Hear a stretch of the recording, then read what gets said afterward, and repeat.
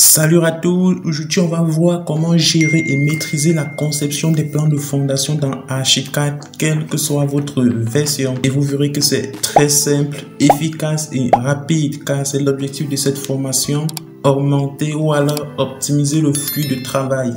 Donc ce que je fais, j'ai déjà mon plan de distribution qui est juste là. Donc je prends l'outil zone, je vais directement, voilà, cadrer comme ceci. Je prends mur, je fais un CTRL A comme ceci. Je vais également récupérer mon escalier à l'aide de mon raccourci clavier CTRL L. Je vais déplacer et positionner juste là. Voilà, je récupère mon outil zone encore. Je vais prendre les portes comme ceci. Je prends les fenêtres. Et bien, en ce qui concerne les raccourcis clavier, si vous n'avez pas encore regardé le tuto sur comment utiliser les raccourcis clavier, sur la puissance des raccourcis clavier dans le logiciel Archicad, et bien, je vous invite à aller regarder cette vidéo là pour être aussi rapide. Le lien sera dans la description, bien entendu. Donc là, je vais directement joindre comme ceci. Excusez pour les murs qui sont en morceaux, là c'est parce qu'il y avait symétrie, donc j'ai directement copié tout simplement. Donc mais ça ne dérange pas, là on va tout simplement mettre ça, je vais effacer, voilà, parce que ce sont des murs de 10, on va laisser ça comme ça, c'est pas grave. Donc je vais mettre ça comme ça. Vous verrez que le plan de fondation il est assez simple. Voilà, une fois que j'ai fait tout ça, je récupère mur, je fais un CTRL A. Ici je vais changer la structure, donc je vais venir là, je prends divers vides pour que ça puisse ressembler à ceci. Voilà, donc je récupère encore, là je vais changer l'épaisseur du mur, je vais prendre 20 en admettant que mes longrines ont une épaisseur ou alors une largeur de 20. Voilà, une fois que j'ai fait tout ça, je peux maintenant gérer avec mes cotations un peu de manière rapide, donc ça dépend de vous. Là, je vais déjà gérer mes cotations. Déjà, j'ai configuré mes cotations, je l'ai déjà fait. Si vous voulez également voir comment configurer, il y a une vidéo déjà disponible sur la chaîne à ce propos. Donc, il suffit juste de cliquer sur le lien qui sera également en description. Là, je vais mettre comme ceci. Là également, je vais mettre là. Voilà. Là, il nous faut maintenant gérer cette cotation-ci, comme ceci. Voilà. Ok, là, je vais juste placer là. Ok. Donc ici aussi, je peux gérer cette cotation. C'est pas grave, je peux mettre là. Là, je vais effacer ici, comme ceci. Donc, je n'ai pas trop besoin de faire les cotations de part et d'autre parce qu'il y a symétricité. Donc, c'est un plan complètement symétrique. Voilà. Donc, ce que je fais ensuite, je vais prendre l'outil ligne comme ceci. Je vais changer la nature. Je vais prendre les axes. Ici, je vais définir surtout l'épaisseur. Donc, je vais prendre 0 mm comme ceci. Je vais venir là. Voilà. Dès que le repérage sort, ce que je fais, je positionne comme ceci. Là, c'est la méthode 1, bien sûr. Donc, je vais mettre là. Je peux aller sur déplacer, translation avec copie multiple comme ceci. Voilà, je vais prendre là, positionner aux différents axes à chaque fois. Là, c'est une méthode 1. Donc, je peux procéder comme ceci. Pour repérer mes axes, donc je peux procéder comme ceci. Voilà. Ensuite, je fais pareil dans l'autre sens. Donc, je prends là. Je vais étirer comme ceci. Je vais faire une copie avec une translation avec copie multiple. Donc, je vais positionner là. Voilà. Une fois que j'ai fait tout ça, je peux récupérer mon outil cotation comme ceci. Je fais là, là, là, là, comme ceci. Voilà. Voilà. Une fois que j'ai fait ça, je peux positionner de cette manière comme ceci. Voilà, étant donné que c'est la première ligne de code, donc je vais prendre directement la méthode de construction cumulative. Donc, comme ceci, je vais mettre là. C'est pas grave, je peux récupérer là. Je fais une translation avec copie, donc je mets là. Et ici, je vais changer, prendre le mode linéaire tout simplement. Voilà, la troisième ligne de code que je recommande également, c'est de mettre celle qui va d'axe externe à axe externe. Donc là, je vais disposer comme ceci. Et enfin, la dernière ligne de code, très importante, donc je vais prendre là. nul long green extérieur à nul long green extérieur et je vais positionner là. Donc je peux maintenant réorganiser. Si ça ne m'arrange pas, je peux réorganiser tout simplement. Je peux la ramener légèrement, là légèrement. Donc je vais récupérer ça également et ceci. Donc je peux même prendre, tout prendre en fait. Donc je peux tout prendre comme ceci et je mets là. Je fais une translation comme ceci. Là ça dépend entièrement de moi. Voilà. Voilà, de cette manière. Donc, en ce qui concerne la deuxième ligne de côte, il y a également une autre possibilité. Donc, avec cette deuxième, on peut par exemple décider de coter uniquement les long greens qui arrivent en externe. Donc, c'est-à-dire comme ceci et comme ceci. Voilà. Donc, on peut par exemple décider de coter uniquement ces long greens là. Donc, je pense que c'est même la meilleure chose à faire. Donc, les long greens qui arrivent uniquement, donc comme celle-ci, celle-ci, celle-ci et celle-là. Donc là, vous comprenez qu'ici, il faut absolument changer, je pense bien. Donc là, il y a ceci, ça, ceci. Voilà, c'est parfait pour ce côté. Donc, on va faire pareil à gauche, comme ceci, pardon. On va faire comme cela, de manière assez rapide. Donc, on va le faire comme ceci. Je vais disposer là. Je vais faire une translation avec copie que je vais disposer juste là. Ce que j'ai fait ici, c'est changer la nature, comme ceci, en prenant les cumulatifs. Donc ici, si on veut s'en tenir à un autre principe, donc là, je vais déposer juste ici. Voilà. Ok. Là, je vais mettre maintenant la cotation qui va joindre les axes externes, donc c'est-à-dire les axes de l'extérieur. Là, je vais mettre comme ceci. Maintenant, je vais coter nul long green ext à nul long green ext. Voilà, je dispose juste ici, comme ceci. Voilà, je mets juste là. Donc, je vais récupérer ces trois éléments-ci. Je fais une translation avec copie. Je mets juste là. Je fais une symétrie, comme ceci. Et je viens juste bien disposer.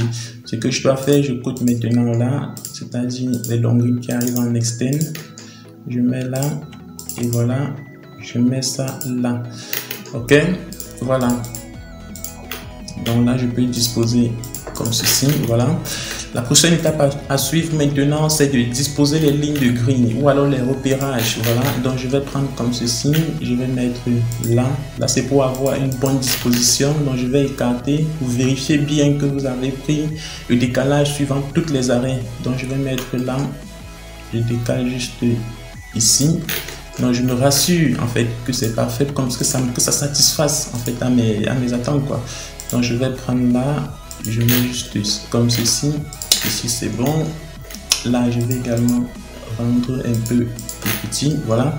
Maintenant on va prendre l'outil ligne de green. Donc on va prendre comme ceci élément ou alors outil élément ligne de green. Donc si on va rapidement aller dans les paramètres de cette commande là, on va directement constater que on a le plan, on peut changer ici la nature des lignes. Donc là, on va prendre les axes directement. On peut changer également, on peut choisir plusieurs types de masques. Donc là, ça ne nous intéresse pas pour le moment. Les plans coupe et autres, on ne va pas également s'y intéresser. Les règles d'appellation, là, ça va nous permettre de définir par exemple les numéros ou alors les lettres. Donc ici, par exemple, on a un style qui parle des chiffres. Donc ici, je vais choisir un comme un début. On verra comment ça va se comporter tout à l'heure. Donc ne vous inquiétez pas. Les marques également, là, on sait que par nature, ou alors par défaut, ce sont des cercles. Mais vous avez plusieurs styles ici. Il y a des carrés. Voilà. Il y a des hexagones. Ça dépend entièrement de vous, mais on va rester toujours sur le principe des cercles. Voilà, ici, vous pouvez changer le stylo. Là, par exemple, c'est du noir. J'ai la possibilité de changer, mettre, je sais pas, du blanc, du rouge. Ça dépend entièrement de moi. Là, par exemple. Donc, vous voyez directement le comportement ici. Mais je vais laisser mon noir pour ne pas faire trop de rouge dans mon espace de travail. Voilà, ici, il y a le style de texte. Vous pouvez changer la police. Vous pouvez changer, je travaille généralement avec Agency FB, donc je vais maintenir ici. Vous pouvez gérer maintenant si vous voulez mettre en gras ou simplement comme ceci. Donc je vais mettre en gras, voilà, pour plus de visibilité. En plus, je termine par OK. Maintenant, ce que j'ai à faire, c'est cliquer là et cliquer là. Ainsi, j'ai mon repérage numéro 1. Alors, donc je clique là, ainsi de suite, comme ceci, là. Donc l'avantage avec les éléments outils de grille, c'est que vous n'avez pas besoin de tout le temps être en train d'écrire ces chiffres-là, 1, 2, 3, puis récupérer des cercles pour les encadrer. Donc vous n'en avez pas besoin. L'outil de grille gère directement cela pour vous.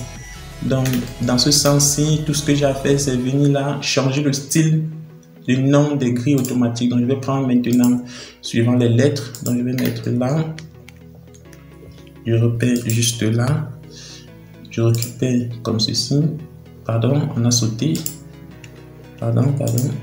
Donc là, je vais récupérer comme ceci. Je mets ça là.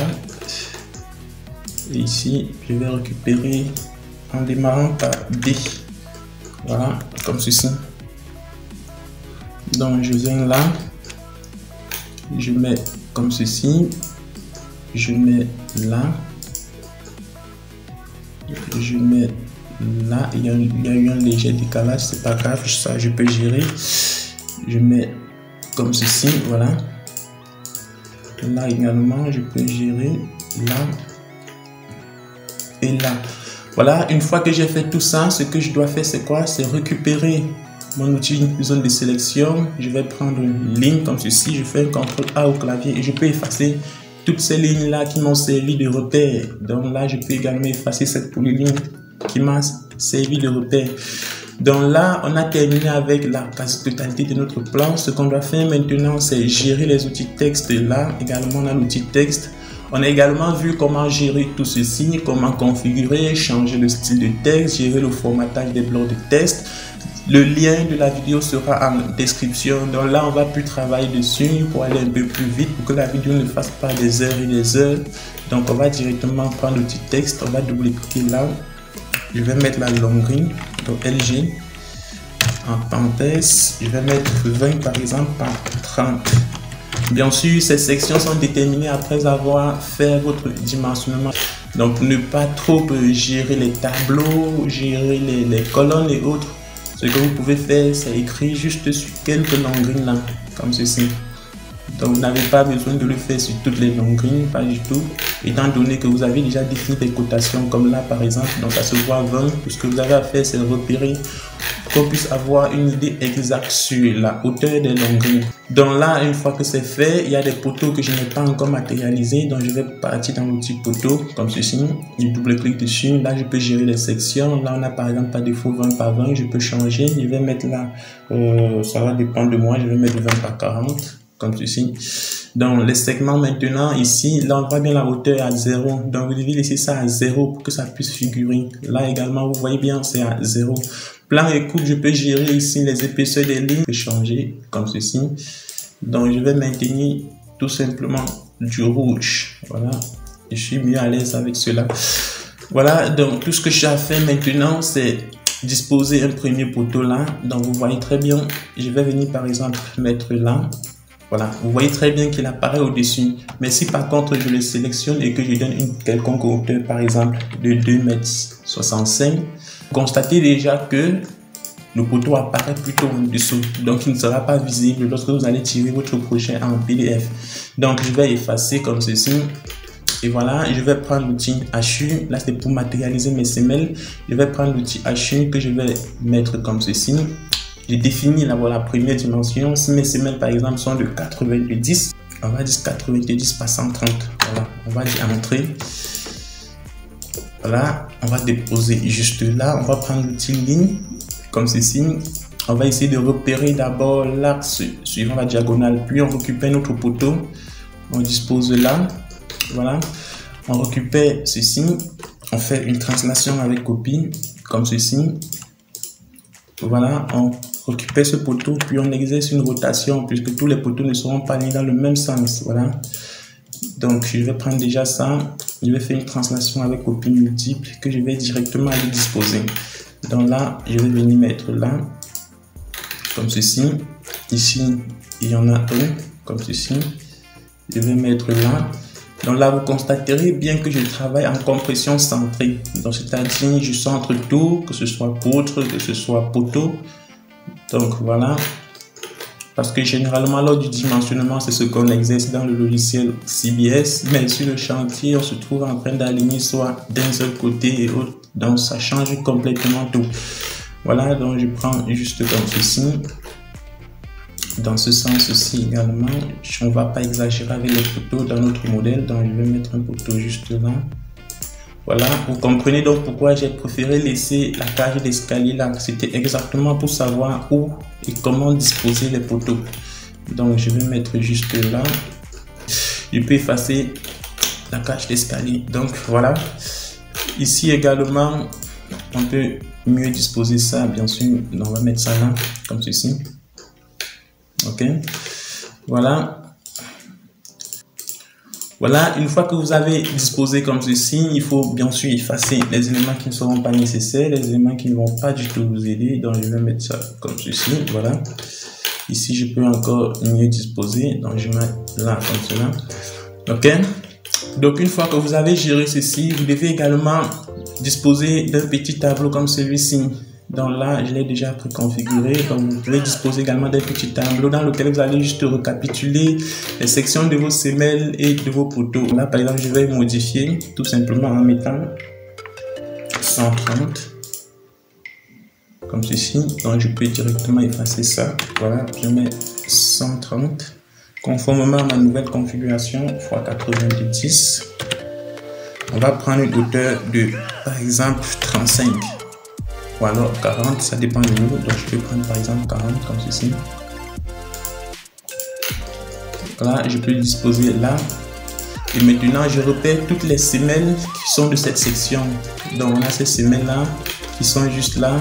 Une translation avec copie, avec mon raccourci clavier, mon précieux raccourci clavier.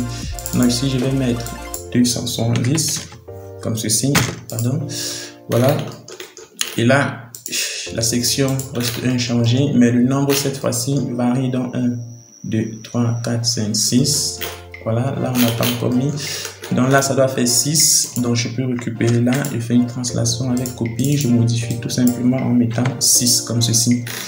Voilà, et après je peux juste faire la somme tout simplement pour avoir exactement le nombre total de mes semelles. Donc ici, je peux directement modifier. Là, c'est pour oublier. Donc, je peux mettre par exemple 18. Je pense bien, ça fait 18. Voilà. Ok. Voilà. Et de cette manière, vous générez également notre petit tableau dans lequel vous allez bien sûr, on va appeler ça votre cartouche, ça dépend. Dans lequel vous allez bien sûr mettre le nom du projet, le nom du plan que vous avez mis. Voilà.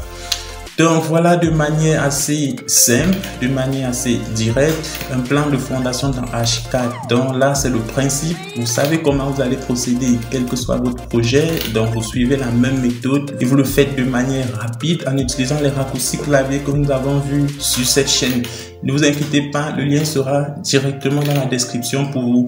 Donc tout ce que vous avez à faire, c'est de cliquer sur ce lien-là et de vous diriger vers la vidéo. La regarder également pour exactement aller un peu plus vite que d'habitude dans ce précieux logiciel. Donc là également, on va un peu effacer pour un peu plus de clarté, pour laisser un peu plus de visibilité. Voilà, c'était tout pour ce numéro. J'espère qu'il vous a plu, bien sûr. Si c'est le cas, laissez-moi un gros pouce bleu, surtout en vous abonnant à la chaîne. Vous pouvez également me laisser un commentaire, ça fait toujours plaisir. Donc je vous dis à très bientôt pour le prochain numéro.